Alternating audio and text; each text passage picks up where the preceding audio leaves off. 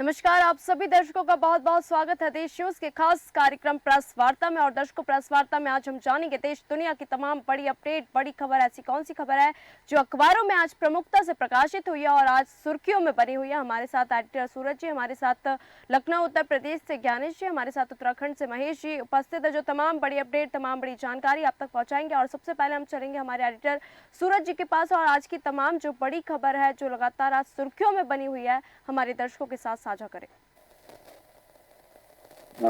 इस तरह से जैसा देखा जा रहा है कि एक तरफ तापमान का पारा बढ़ रहा है और दूसरी तरफ चुनाव का पारा भी इस समय हाईकर है।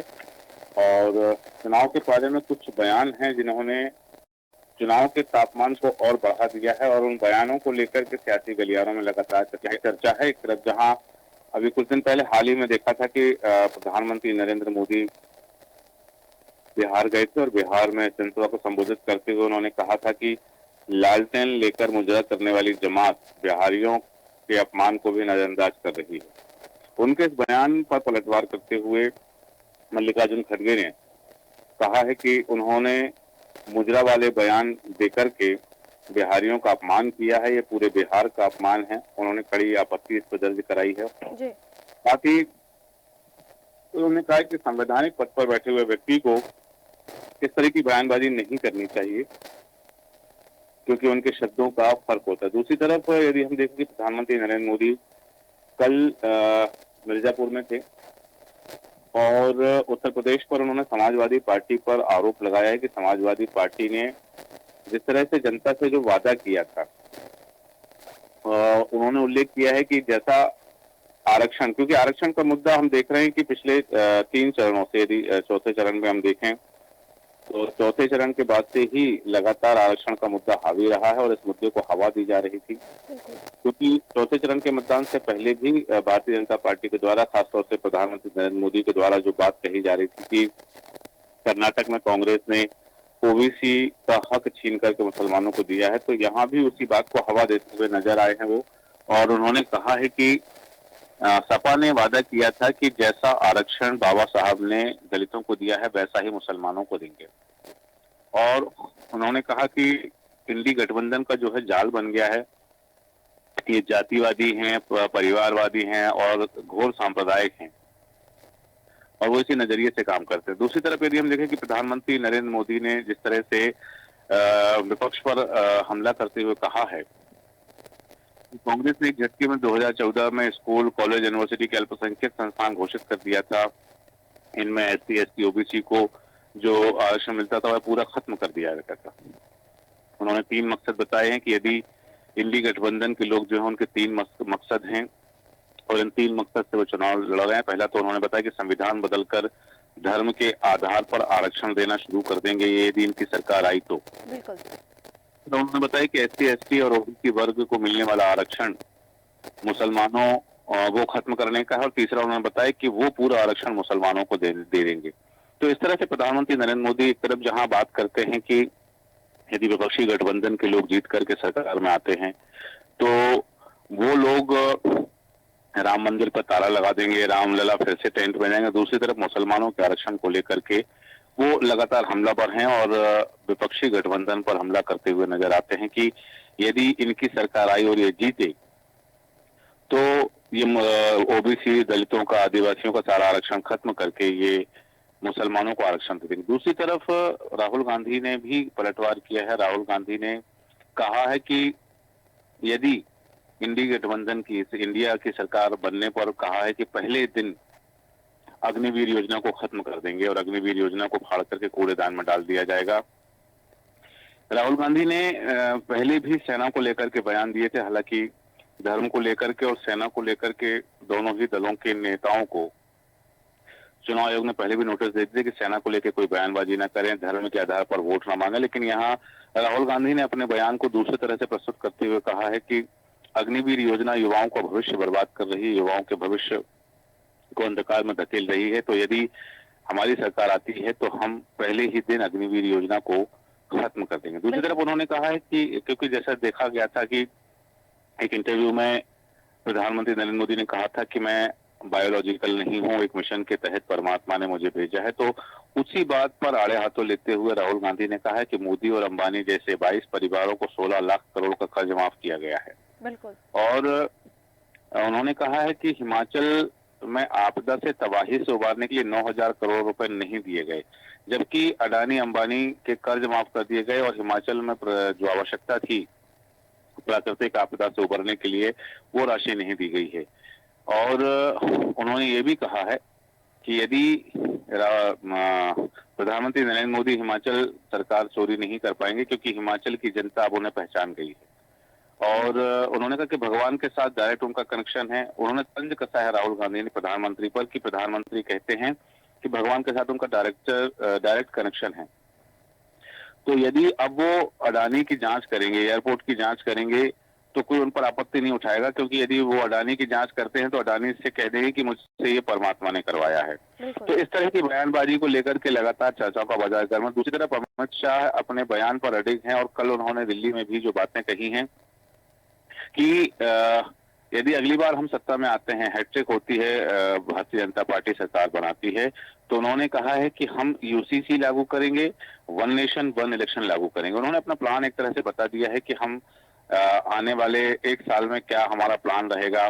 तो उन्होंने इसको स्पष्ट कर दिया है कि क्योंकि जिस तरह से देखा जा रहा था कि राम मंदिर की बात करें, धारा 370 की बात करें, 3 तलाक की बात करें, सीए की बात करें, तो ये तमाम चीजें भारतीय जनता पार्टी ने जो पहले अपने घोषणा पत्र में कही थी वो पूरी कर दी है। तो अब उन्होंने बता दिया है कि अब यदि हम सत्ता में आते हैं तो सभी पक्षों को समुदायों से विचार विमर्श करके 5 साल के अंदर पूरे देश में यूसीसी का कानून लागू कर दिया जाएगा। साथ ही एक देश एक चुनाव की व्यवस्था भी लागू कर दी जाएगी। हालांकि उन्होंने स्पष्ट कहा है कि यदि पूरे देश में एक साथ चुनाव होते हैं, वन नेशन वन इलेक्शन की प्रक्रिया लागू होती है, तो चुनावी खर्चों में कमी आएगी, साथ ही विकास कार्य नहीं रोकेंगे। क्योंकि जब देखा जाता है कि आचार संहिता लगती है तो कहीं ना कहीं विकास कार्यों पर ब्रेक लग जाता है। तो उन्होंने कहा है कि जब एक ही बार चुनाव होंगे तो एक ही बार आचार संहिता लगेगी। इससे स्पष्ट है कि देश के विकास को गति मिलेगी। बिल्कुल। और दूसरी तरफ यदि देखें कि कल फिरोजपुर में अरविंद केजरीवाल थे और अरविंद केजरीवाल ने भी वहां गुहार लगाई है कि पंजाब की जो 13 सीटें हैं वो सीटें हमें दे दीजिए, केंद्र में हमारी ताकत बढ़ जाएगी और हमारा हक कोई मार नहीं पाएगा। क्योंकि हम व्यापारियों के साथ निजी पहले समितियों की है और इस दौरान केजरीवाल ने प्रधानमंत्री नरेंद्र मोदी आपको बिचौलिए देते हैं, लेकिन वे उन्हें व्यवस्था की रीढ़ की हड्डी मानते हैं। केजरीवाल ने कहा कि सरकार बनने से पहले पंजाब में इंडस्ट्री की बहुत बुरी हालत थी। 75 साल से पंजाब की इंडस्ट्री फरीदाबाद जो है वो परिवारवाद का शिकार थी।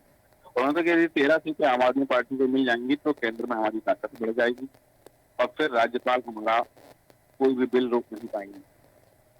दूसरी तरफ कुछ और खबरें अहम हैं चुनाव से जुड़ी हुई, जैसे कि देखा जा रहा है कि राजनाथ सिंह ने कल एक नए अंदाज में तंज कसा है। कल रक्षा मंत्री राजनाथ सिंह ने कहा है कि अरविंद केजरीवाल वो पहले सीएम बन गए हैं जो वर्क फ्रॉम जेल। ये पहले सीएम है जो जैसे कि वर्क फ्रॉम होम होता है, तो ये सीएम वर्क फ्रॉम जेल कर रहे हैं और उन्हें अपना काम जेल से करना पड़ रहा है। उन्होंने ये भी कहा है कि 2 तारीख तक वो बाहर हैं, उसके बाद तो उन्हें वापस जेल जाना ही है। यहाँ एक बात बता दूं मैं कि जिस तरह से अरविंद केजरीवाल जाने के बाद भी उन्होंने अपने पद से इस्तीफा नहीं दिया, इसको लेकर के तमाम चीजें हुई हैं, तो उन्होंने कहा है कि उन्हें अपने पद से इतना प्रेम है कि वो इस्तीफा नहीं दे रहे हैं, जबकि नैतिकता के नाते उनको इस्तीफा दे देना चाहिए। दूसरी तरफ बिहार में यदि हम देखें, पटना में मुख्यमंत्री जो नीतीश कुमार है उनकी जबान लगातार फिसलती जा रही है। कभी वो कहते हैं कि आप हमें 4000 सीट पर जीत दर्ज करा दीजिएगा। दूसरी तरफ कल उन्होंने कहा है कि यदि 400 सीट मिल जाएंगी तो नरेंद्र मोदी फिर से एक बार मुख्यमंत्री बन जाएंगे। तो चूंकि उनके बयानों को लेकर के तमाम सियासी गलियारों में सोशल मीडिया पर चर्चाएं जरूर रहती हैं कि जिस तरह से उन्होंने कहा कि पहले 4000 सीट कही थी उन्होंने और फिर कहा कि नरेंद्र मोदी मुख्यमंत्री बन जाएंगे। मतलब इसको लेकर के कई तरह के मीम्स भी हैं कि जैसे कि वो खुद प्रधानमंत्री बनना चाहते हैं, इसलिए नरेंद्र मोदी को मुख्यमंत्री की बात कर रहे हैं। दूसरी तरफ उत्तर प्रदेश में भी जिस तरह से अभी कुछ सीटों पर चुनाव बाकी है, तो वहां पर देखा जा रहा है कि जिन सीटों पर चुनाव बाकी है उन सीटों के जो स्थानीय मुद्दे हैं, उन सीटों से लगे हुए क्षेत्रों के जो स्थानीय मुद्दे हैं उनको लगातार हवा दी जा रही है। ये तमाम सियासी खबरों के साथ मैं निशा आपको बताना चाहूंगा कि एक बड़ी खबर पूरे देश से है, जहां तापमान का जो है लगातार बढ़ना चिंता का विषय बना हुआ है। इसे हम कह सकते हैं कि ये तापमान का तांडव है या फिर टेम्परेचर का टॉर्चर है, कि टेम्परेचर इतना टॉर्चर कर रहा है कि लोगों का जीना मुहाल हो गया है। बिल्कुल। क्योंकि यहाँ एक तरफ हम देख रहे हैं कि पिछले कई सालों का रिकॉर्ड टूट चुका है, लगभग 4 सालों का रिकॉर्ड टूटा है, और कई शहरों में हम देख रहे हैं कि तापमान इतना भीषण है, अपना इतना भीषण प्रचंड दिखा रहा है कि लोग अपनी दिनचर्या भी जो है पूरी नहीं कर पा रहे। घर से बाहर निकलना लोगों का मुश्किल हो गया है। कई तस्वीरें वायरल हो रही हैं और तापमान की वजह से जो है लोगों की जान भी जा चुकी है। और हालांकि ये बताया जा रहा है कि राजस्थान के रेगिस्तान में गर्म हवाओं का रुख जो है वो बढ़ा हुआ है, इस कारण से ये तापमान इतना बढ़ रहा है। लेकिन यहाँ एक बात जरूर बताना चाहूंगा कि मध्य प्रदेश के परिदृश्य में बात करें तो राजगढ़ सबसे गर्म जिला रहा है। हालांकि कुछ जिलों में बारिश हुई है, आंधी भी आई है, लेकिन उसके बावजूद भी, क्योंकि अभी हम देख रहे हैं कि चाहे राजस्थान की बात करें, महाराष्ट्र की बात करें, उत्तर प्रदेश की बात करें, मध्य प्रदेश की बात करें, तो यहाँ पर कई जिलों में रेड अलर्ट है, कहीं ऑरेंज अलर्ट है और कहीं पर्पल अलर्ट जारी किया गया है। और ये अलर्ट इसलिए है ताकि लोग अपनी सेहत का ध्यान रखें। और खास तौर से ये जो मौसम है, जैसा कि कहा जाता है कि गर्मी के जो 9 दिन होते हैं, जो 25 मई से 9 तपा शुरू हुए हैं, तो इन 9 दिनों में सूर्य की सीधी रेखाएं पृथ्वी पर पड़ने के कारण गर्मी ज्यादा बढ़ती है। और इस तरह से बताया गया है कि सावधानी रखें और सावधानी ही एकमात्र विकल्प है। जी बिल्कुल। उत्तर प्रदेश की तमाम अपडेट ले लेंगे। हमारे साथ लखनऊ उत्तर प्रदेश से ज्ञानेश जी, आज लखनऊ उत्तर प्रदेश में क्या कुछ खास है, क्या कुछ बड़ी खबर सामने आ रही है, दर्शकों के साथ साझा करें। जी ज्ञानेश जी।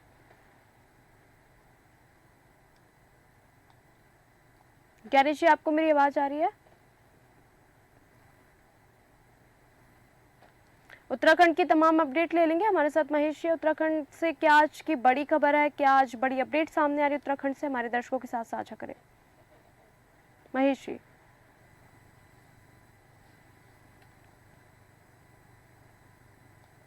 महेश जी, आपको मेरी आवाज आ रही है? तो बिल्कुल मैं फिर से हमारे एडिटर सूरज जी के पास जाऊंगी, क्योंकि इस बार कोलकाता ने तीसरी बार आईपीएल जीता। और भी हम देख रहे थे कि आईपीएल का खुमार लोगों के सर चढ़ के बोल रहा था, तो कोलकाता ने तीसरी बार फिर से आईपीएल जीता। इसको लेकर तमाम और क्या अपडेट सामने आई है, दर्शकों के साथ साझा करें। जिस तरह से देखा जा रहा था कि क्रिकेट का जो बुखार है, क्रिकेट का बुखार लगातार लोगों के सर चढ़कर बोल रहा था, और आईपीएल जो घरेलू क्रिकेट है भारत का, बिल्कुल, इसको लेकर के तमाम तरह की जो उत्साह था वो उत्साह कल तक बना रहा है। क्योंकि जैसे से देखा गया कि केकेआर को तीसरी बार खिताब मिल गया है और वो 10 साल बाद फिर से चैंपियन बन गई है। अब बता दूं कि ये जो टीम है, शाहरुख खान और जूही चावला की टीम, कोलकाता नाइट राइडर्स है, आईपीएल के सीजन की विजेता रही है। और यहाँ देखा गया कि ये जो मुकाबला रहा है, इस मुकाबले में सनराइज हैदराबाद जो है वो शुरू से ही, क्योंकि पहले बॉल पर विकेट की जो बात हुई थी उसको लेकर के उनके मनोबल में कमी देखी गई और बहुत बड़ा स्कोर वो बना नहीं पाए।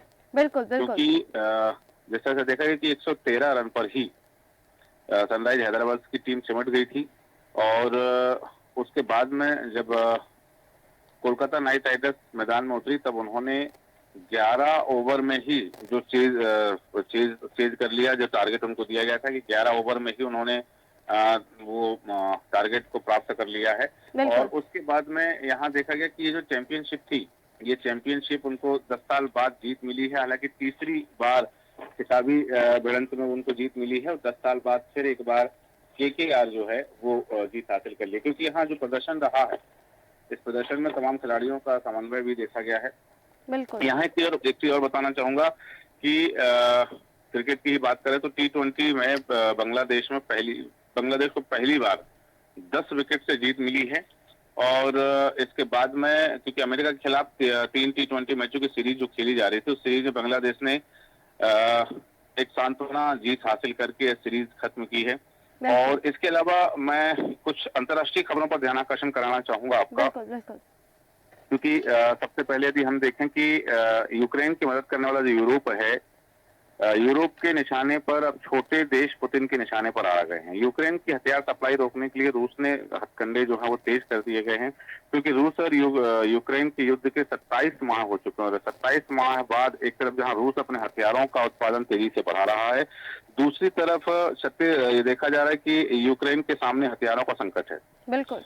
क्योंकि अमेरिका और यूरोप सहित कई देशों के प्रतिबंध के बावजूद रूस के राष्ट्रपति व्लादिमीर पुतिन जो हैं चीन और उत्तर कोरिया जैसे देशों की मदद से हथियारों की व्यवस्था करने में सफल रहे। वहीं यूक्रेन की बात करें तो यूक्रेन की मदद करने वाले यूरोप के छोटे छोटे देश अब रूसी राष्ट्रपति पुतिन के निशाने पर आ गए हैं, बिल्कुल। क्योंकि अमेरिका और यूरोपीय सुरक्षा अधिकारियों की जो रिपोर्ट सामने आई थी, उस रिपोर्ट से खुलासा हुआ है कि रूस और सैन्य खुफिया शाखा जो ग्रुप है उन देशों में अशांति फैलाने में जुटी हुई और यूक्रेन के बिल्कुल, हथियार बिल्कुल। मुहैया कराने के लिए प्रयास किए बिल्कुल। जा रहे हैं। जी। तो इस तरह से ये चीज देखी जा रही है। दूसरे तरफ एक और बात करना चाहूंगा मैं कि छत्तीसगढ़ में जो बेमेतरा में फैक्ट्री में ब्लास्ट हुआ था, बिल्कुल। उस बेमेतरा बारूद फैक्ट्री थी और बारूद फैक्ट्री में ब्लास्ट की 36 घंटे हो जाने के बावजूद भी अभी तक स्पष्ट नहीं हो पाई है कि आखिर वह ब्लास्ट हुआ कैसे था। बिल्कुल, बिल्कुल।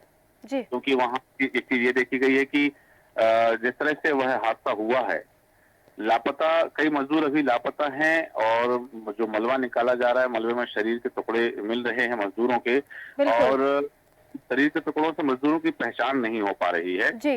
और उसको लेकर के भी सवाल उठ रहे हैं कि अभी तक जांच क्यों नहीं हो क्यों पाई। नहीं हो पाई? बिल्कुल। बिल्कुल सूरज जी, मैं यहाँ पे आपको रोकना चाहूंगी। उत्तर प्रदेश की हम अपडेट ले लेंगे। हमारे साथ ज्ञानेश जी इस वक्त हैं। ज्ञानेश जी, उत्तर प्रदेश में आज कुछ क्या बड़ी खबर आ रही है सामने, दर्शकों के साथ साझा करें। ज्ञानेश जी। देखिए, सबसे पहले मैं आपको बताना चाहूंगा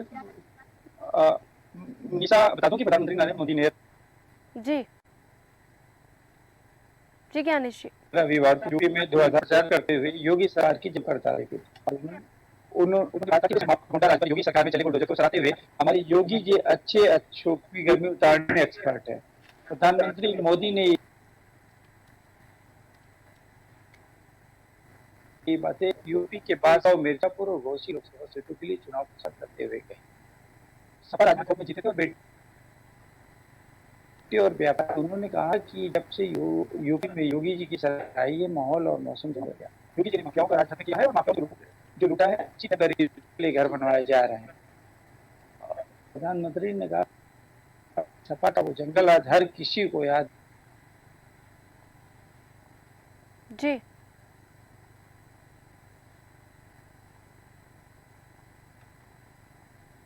का प्लाट कब्जा हो जाएगा, कब किसका खेत चला जाएगा। तो इस तरीके से प्रधानमंत्री ने जमकर जो है वो समाजवादी पार्टी का निशाना साधा। वहीं हम बात करेंगे एक अलीगढ़ से खबर आई है कि अलीगढ़ में बंदर ने 35 लाख रुपए की चीनी खा गया। जिसे आपको बता दूं कि गोदाम से 30 में 1137 क्विंटल चीनी गायब है। और जब अधिकारियों से इसकी वसूली की बात कही गई तो अधिकारियों ने कहा कि अलीगढ़ में बंदर एक महीने में 35 लाख रुपए की चीनी खा गए और मिल में चीनी का स्टॉक कम पाया गया। तो विभागीय जांच के आदेश में फिर अधिकारियों ने बताया है कि बंदर ने काफी संख्या में जो बंदरों ने लगभग 1137 क्विंटल चीनी खा गए। जी। वहीं हम बात करेंगे कि छठे चरण के मतदान में पूर्वांचल के आजमगढ़ और लालगंज, जौनपुर, मछली शहर और भदोही में वोटिंग के दौरान जो झड़पों की छिटपुट घटनाएं सामने आई थी। आजमगढ़ में बूथ कैप्चरिंग के आरोप को लेकर भी हंगामा। यहाँ कुछ स्थानों मतदाता सूची में नाम नहीं होने को लेकर नोकझोंक हुई। पर फर्जी मत की शिकायतें भी आई थी। यहाँ पीछे अधिकारियों ने पहुंचकर जांच की। वहीं बता दूं के मुख्य चुनाव आयुक्त का पत्र लेकर विधानसभा सकड़ी के बूथों पर सत्ता पक्ष के लोगों पर बूथ कैप्चरिंग आरोप लगाया गया था और आजमगढ़ में नगर स्थित प्राथमिक विद्यालय गौरा स्थित तृतीय कुछ संख्या 102 पर सपा समर्थक एजेंट की बार आने जाने पर हंगामा हो गया। इसमें 2 लोग घायल हुए। संत कबीर नगर मिलावल की तरफ बूथ नंबर 207 पर तैनात पीठासीन अधिकारी 2 शालिनी चतुर्थी बिना बताई मशीन छोड़कर गायब हो गए। जी जी बिल्कुल। मेदा में उन्हें मुकदमा दर्ज कराया गया। शालिनी जी ज्ञानेश जी, मैं उत्तराखंड की भी तमाम अपडेट ले लूंगी। हमारे साथ महेश जी। महेश जी, आपको मेरी आवाज आ रही है? महेश जी। जी जी जी निशा जी। हाँ, तो आवाज आ रही है महेश जी। जी महेश जी।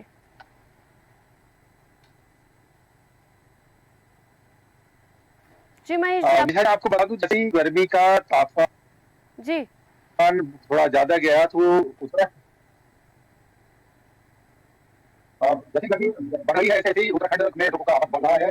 हरिद्वार, ऋषिकेश सहित मस्ती में कल जाम की स्थिति रही है, जो लगभग सभी अखबारों ने अपनी प्रथम पृष्ठ पर उन्हें जगह दी है। आपको बता दूं कि नैनीताल की भगोली में इतने लोग चले गए कि वहां लगभग 4 किलोमीटर जाम हो गया था, जिससे काफी परेशान आना पड़ा। लेकिन पुलिस ने समय रहते इस पर कवर कर लिया था और अब वहाँ हालात सामान्य है। आपको बता दूं निशा जी की केदारनाथ में हेलीकॉप्टर की दुर्घटना हुई थी, उसमें एक यात्री उसमें सवार था, उन्होंने बताया कि वो 3 मिनट मेरे जीवन के ऐसे हैं जैसे मैं पुनर्जीवित हुआ हूँ दोबारा।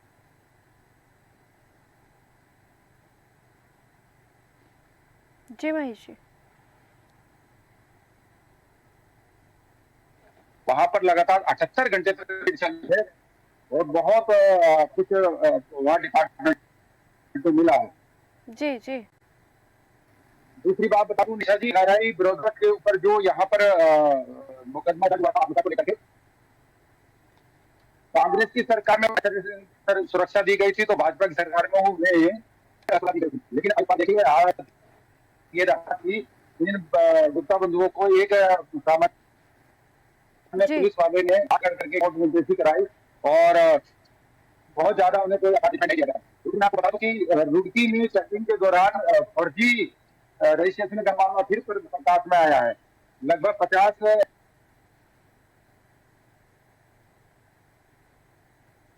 जी महेश जी बहुत बहुत धन्यवाद तमाम अपडेट देने के लिए। हमारे साथ ज्ञानेश जी थे जिन्होंने तमाम उत्तर प्रदेश की अपडेट दी। हमारे साथ हमारे एडिटर सूरज जी थे जिन्होंने तमाम राष्ट्रीय स्तर पर, अंतर्राष्ट्रीय स्तर पर, साथ ही साथ चुनावी मुद्दों पर ऐसी कौन सी खबरें और खेल जगत में ऐसी कौन सी खबर थी जो आज सुर्खियों में बनी हुई थी, दर्शकों के साथ साझा की। तो दर्शकों प्रेस वार्ता में फिलहाल इतना ही। मुझे दीजिए इजाजत। नमस्कार।